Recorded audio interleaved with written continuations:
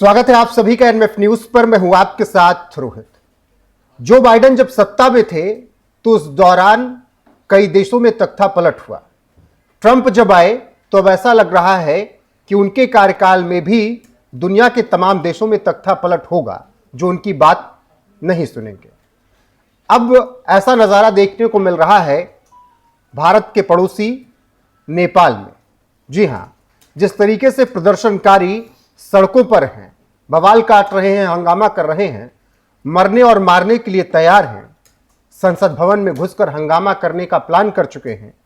अब लग रहा है कि नेपाल में भी तख्ता पलट होने की तैयारी कर ली गई है। पिछले कुछ वक्त में आपने देखा है किस तरीके से नेपाल में हिंदू राष्ट्र बनाने को लेकर मांग उठी, सड़कों पर लोग उतरे। उसके बाद से ही नेपाल में काफी उथल पुथल देखने को मिले। अब जब नेपाल सरकार ने यह फैसला लिया कि सोशल मीडिया देश में नहीं चलेगा, जैसे चीन में सब कुछ बैन है उसी तरीके से नेपाल में सब कुछ बैन होगा, तो फिर बवाल शुरू हो गया। युवा सड़कों पर उतर आए और जिन देशों में बवाल करवाया गया, तख्ता पलट करवाया गया, वहां युवाओं को ही मोहरा बनाया गया। वो चाहे बांग्लादेश में आरक्षण के नाम पर छात्रों का आंदोलन शुरू करवाना हो, और आज उन छात्रों को कौन पूछने वाला है उनके लिए क्या कुछ हुआ, ये यूनिट सरकार बता नहीं पाएगी। श्रीलंका में चाहे युवाओं को आगे करके राजपक्षे की पूरी सत्ता उखाड़ फेंकनी हो, आज उन युवाओं का क्या हाल है कोई पूछने वाला नहीं है। अब ठीक वही हालात नेपाल में पैदा कर दिए गए हैं और नेपाल में भी 18 से 25 साल के युवा सड़कों पर हैं या इससे कम उम्र के, और वो सब अब सरकार के खिलाफ विद्रोह कर रहे हैं। हालांकि सेना सड़कों पर उतर चुकी है, प्रशासन को आदेश दिया गया है कि देखते ही गोली मार दो, इससे हिंसा और भड़केगी। हालांकि अब आगे क्या होगा इस पर विचार करना बेहद जरूरी होगा नेपाल की सरकार को, इसीलिए मीटिंग्स का दौर चल रहा है। लेकिन नेपाल यह अंजाम भुगत क्यों रहा है, इसका कारण समझने के लिए आपको समझना होगा श्रीलंका और बांग्लादेश का हाल। चीन के करीब गया श्रीलंका, हम्बनटोटा पर चीन ने कब्जा किया और वहां से भारत पर वो निगरानी करने लगा। समुद्र में भारत की खुफिया जानकारी चीन इकट्ठा करने लगा।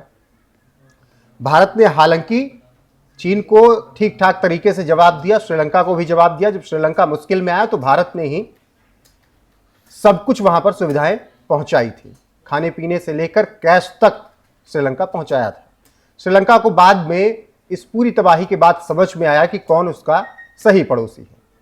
चीन ने वहां पर उथल पुथल मचाई। हालांकि अमेरिका का भी उसमें बहुत बड़ा योगदान कहा जा सकता है, क्योंकि एशिया में जो भी चीन के करीब जाता है उसे पसंद नहीं करता है अमेरिका। एक बार नहीं, कई बार यह साबित हुआ है। और भारत के जो बड़े 3 पड़ोसी देश हैं उन सब के साथ अब यही हो चुका है, और चौथे के साथ भी वही हो रहा है। एक एक करके समझिए। श्रीलंका चीन के करीब गया, श्रीलंका में तख्ता पलट होता है, बवाल होता है, और आज तक वहां की स्थिति सुधरी नहीं। बांग्लादेश भारत के विरोध में चीन के करीब गया, चीन में यात्राएं हुई बांग्लादेशी नेताओं की। कहते हैं कि चीन में ही प्लानिंग बनी शेख हसीना के खिलाफ, और क्या हुआ, आरक्षण के नाम पर आंदोलन शुरू कराया गया और शेख हसीना को अपनी जान बचाकर भारत आना पड़ा। अभी भारत में ही है। मोहम्मद यूनुस कार्यकारी प्रधानमंत्री हैं, लेकिन चीन के करीब जैसे ही बांग्लादेश जाना शुरू हुआ था वहां पर तख्ता पलट हो गया। अब तीसरा उदाहरण समझिए पाकिस्तान का। आजकल पाकिस्तान ट्रंप का बहुत करीबी है। असीम मुनीर नोबेल देने की बात कर रहे हैं डोनाल्ड ट्रंप को। ट्रंप चाय रास्ता करवा रहे हैं व्हाइट हाउस में बैठाकर असीम मुनीर को, और सब कुछ वहां असीम मुनीर ही है, शहबाज और राष्ट्रपति तो सिर्फ दिखाने के लिए ही है वहां पर। अब जब पाकिस्तान इससे पहले चीन के करीब जा रहा था तब ये बात अमेरिका को अच्छी नहीं लगी। इसीलिए मौका पाकर अमेरिका ने खूब साथ दिया पाकिस्तान का। ऑपरेशन सिंदूर जब भारत ने लॉन्च किया उस दौरान, और उसका फायदा अमेरिका को यह हुआ कि वो भारत के तीसरे बड़े पड़ोसी देश पर अपनी पकड़ बनाने में मजबूत रहा। अब बचा चौथा, नेपाल। नेपाल के साथ भारत के संबंध आज से नहीं है, सदियों पुराने हैं। रोटी और बेटी का रिश्ता कहा जाता है दोनों देशों के बीच में, और ये रिश्ता लंबे वक्त से चला आ रहा है। तनाव बीच में हुए, कभी लिपुलेख दर्रे को लेकर, कभी बॉर्डर को लेकर, लेकिन स्थितियां शांत करा ली गई मिल बैठकर। अब जो हो रहा है वो ये बता रहा है कि अमेरिका से दूर जाना, चीन के करीब जाना नेपाल के लिए मुश्किल खड़ी कर चुका है। अब कैसे अमेरिका और नेपाल के बीच दूरियां आई, पहले यह समझिए, उसके बाद ही आपको समझ में आएगा कि नेपाल में जो कुछ हो रहा है, जो दिख रहा है, सिर्फ उतना ही सच नहीं है, उसके पीछे बहुत बड़ी कहानी भी हो सकती है, बहुत बड़ी साजिश भी हो सकती है। मिलेनियम चैलेंज कॉरपोरेशन समझौता, यह एक अमेरिकी विदेशी सहायता एजेंसी है। इसका काम आर्थिक विकास के माध्यम से गरीबी को कम करना है। नेपाल में एमसीसी समझौता 500 मिलियन अमेरिकी डॉलर का हुआ था, जिसमें नेपाल सरकार को भी 130 मिलियन डॉलर का निवेश करना था। इस समझौते में नेपाल के ऊर्जा और सड़क क्षेत्रों में सुधार करना था, जिसमें भारत की सीमा पर बिजली ट्रांसमिशन लाइनों का निर्माण भी शामिल था।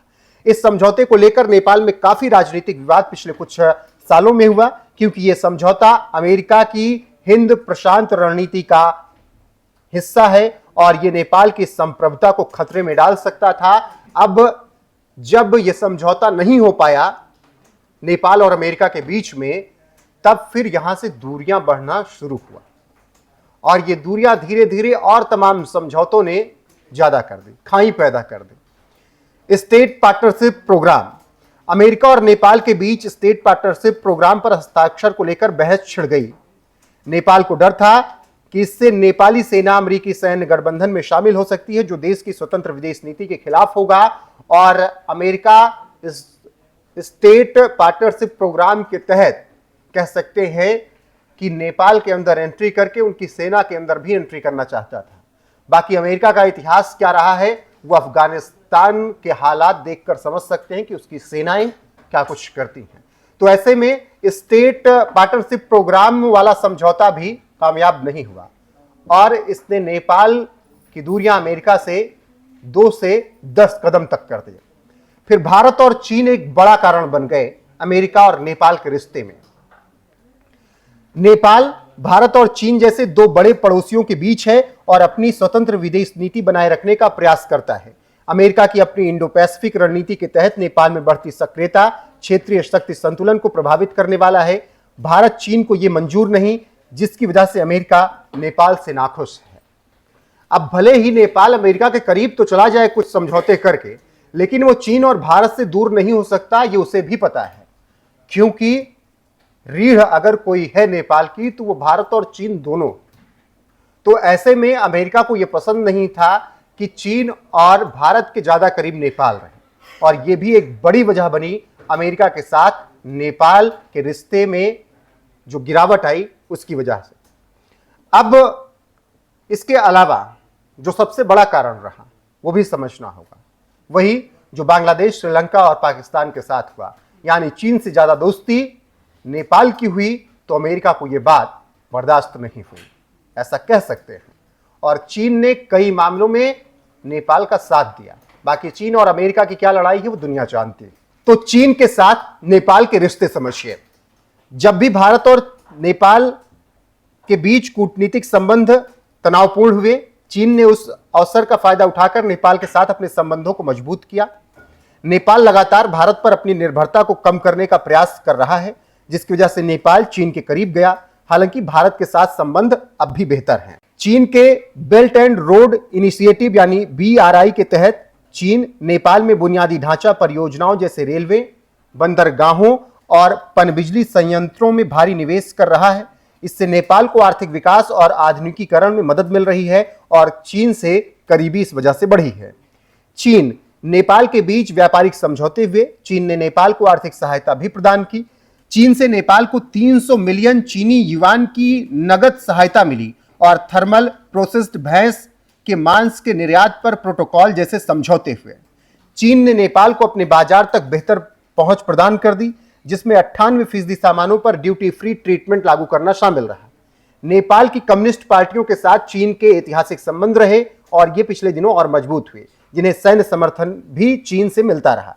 चीन से नेपाल की बढ़ती करीबी अमेरिका को पसंद नहीं आई और कह सकते हैं कि आज जो नेपाल में हो रहा है वो महज केवल सोशल मीडिया के बैन होने की वजह से नहीं हो रहा है, वो तमाम और कारण, क्या कारण हो सकते हैं जो संभावित रहे वो हमने आपको बताया। क्योंकि इससे पहले जिसने भी चीन से करीबी बढ़ाई है एशिया देशों में, उसके साथ यही हुआ है। और कौन करवा सकता है ये पूरी दुनिया जानती है, एक ही देश है, वो अमेरिका है। भारत में भी प्रयास पिछले कुछ वक्त में खूब किया गया, कई तरह के प्रदर्शनों की वजह से, कई तरह के जातिगत बातों को लेकर इस देश में भी इस तरीके की उथल पुथल मचाने की कोशिश की गई, लेकिन कामयाब नहीं हुए। तो फिर ट्रंप कहने लगे कि मोदी बेहतर प्रधानमंत्री हैं। बाकी बने रहिए हमारे साथ, नेपाल की हर एक अपडेट आपको यहां पर मिलती रहेगी लगातार। नमस्कार।